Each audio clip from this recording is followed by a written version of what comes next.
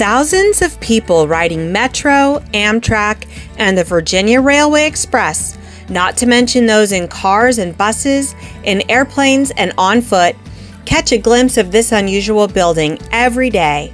Sitting on a bluff with a grand view of Old Town Alexandria and the Potomac River beyond, this monument sits on land that has a 5,000-year history of human occupation. Hey there, I'm Dawn the tour guide. I'm coming to you today from Alexandria, Virginia, right outside of Washington, D.C. And in this video, I'm going to give you a quick glimpse into the history of Shooters Hill. Alexandria Archaeology began an official dig at Shooters Hill in 1995, and the findings are extraordinary. Artifacts show evidence of human activities long before the arrival of Europeans, in fact, thousands of years before. Findings such as spear points, pottery fragments, and even a crude hand axe indicate that native populations that predate known tribal affiliations were living parts of their lives here. European settlers first used Shooters Hill for agricultural purposes, and the first known permanent residence dates to 1781. By the 1790s, Shooters Hill was the site of the Ludwell Lee plantation.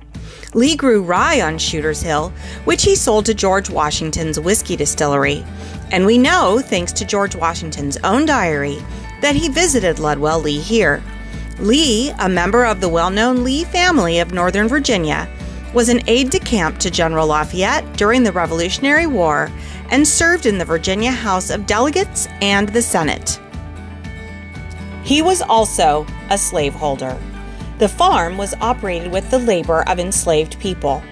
One archaeological discovery gave insight into the lives of some of the enslaved people who labored on Shooters Hill. The stone foundation of an outbuilding matching a laundry building that had been documented for insurance purposes in 1797 was investigated, and buttons, thimbles, needles, pins, and a lead bale seal for a bolt of cloth were all discovered. Enslaved women would have sewn, mended, and cleaned clothes for the plantation, which was a massive task requiring the women to carry at least 50 gallons of water just to wash and rinse one load. These enslaved women also likely lived in the laundry building, as items of daily life were also found, such as shards of unmatched types of pottery, bottle fragments, fish, chicken, and pig bones, oyster shells, and seeds, all providing insights into the diet of these enslaved women. In addition, a toothbrush, a lice comb, and fragments of clay tobacco pipes show us the very human side of these real people who were treated like property. The truth, of course, is that a human being is a false commodity. Humans are not property, even when being treated as such.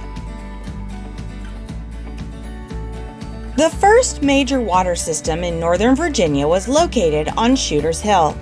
Given that many citizens dug their privies not far away from their water wells, waste frequently contaminated the water supply. Benjamin Hallowell, a Quaker and abolitionist from Pennsylvania, came to Alexandria in 1824 to start a boarding school. In 1851, he organized the Alexandria Water Company. When the Union Army built a fort on Shooters Hill in 1862, the reservoir location was recorded. 2 reservoirs still sit behind the Masonic Memorial today. Last I read, the 1852 reservoir was still in use. Just over a month into the Civil War, and the day after Virginia seceded from the United States, the U.S. Army took Alexandria. The next day, work began on 2 fortifications on Shooters Hill, which eventually became a part of more than 160 forts and batteries built to protect Washington, D.C. One of those forts, Fort Ellsworth, was named for Colonel Elmer Ellsworth. At the age of just 24, and as commander of the 11th New York Volunteers, also known as the 1st Fire Zouaves, Ellsworth became the first Union officer killed in the Civil War. Ellsworth actually died right here in Alexandria. How? That needs to be another video. Fort Ellsworth had 4 bastions and emplacements for 29 guns. The northwest bastion of Fort Ellsworth can still be seen today, just adjacent to where the laundry house used to be. Munitions, U.S. military uniform buttons, and a musket ball that had been turned into a die for playing dice games were all discovered on Shooter's Hill.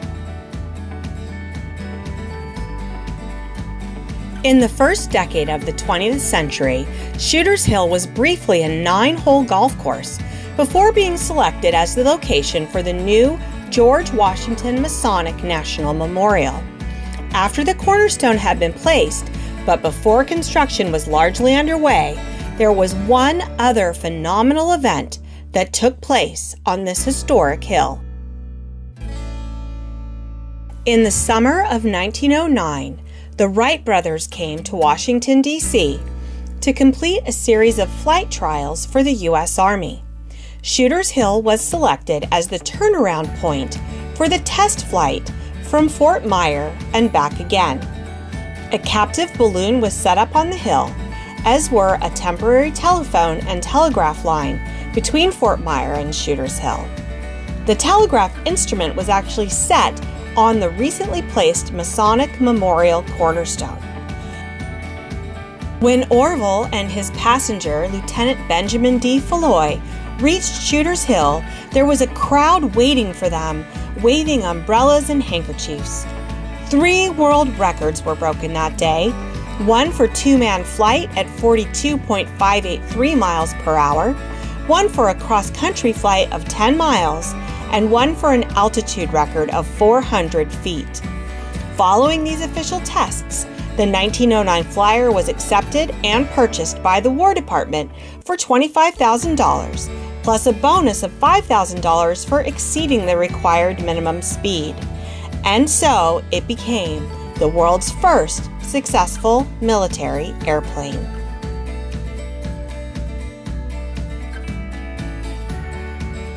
The Masonic Lodge at Alexandria received a charter as Alexandria Lodge No. 22 on April 28, 1788. The lodge asked George Washington to be its chartermaster, and he agreed. 1 year later, on April 30th, 1789, Washington was inaugurated as the first president of the United States while still holding the office of Master of Alexandria Lodge. For many years, the lodge met upstairs in a special room at City Hall, but eventually it wanted its own facility. In 1909, the land on Shooter's Hill was purchased. The site was selected because it followed the ancient tradition of locating temples on hilltops or mountains. It was also located on land with which Washington had been familiar. The concept of a colossal building as a memorial lighthouse to Washington was approved by the Grand Lodges of the United States. The building's unique design is based on the Lighthouse of Alexandria, Egypt, one of the 7 wonders of the ancient world. Building began in 1922, and the official dedication took place in 1932. Today, Lodge No. 22 still meets here, as do other lodges and community groups. It is open for public tours and is a fascinating place to explore, not to mention that the view from the top exceeds all others for miles around. Why Shooter's Hill? Nobody seems to know. Could have been named after someone with the last name Shooter, could have been named after Shooter's Hill in London, 2 O's, but it doesn't really matter. What matters is the history that took place on this little hill here in Alexandria. Thanks for joining me for this video. I hope you've enjoyed it. If you'd like to learn more about Alexandria, let me know in the comments the subjects that you might be interested in, even if there are things that we talked about in this video that you'd like to know more about.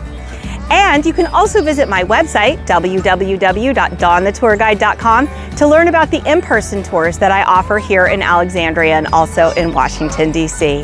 Thanks so much. I'm Dawn the Tour Guide. Bye-bye.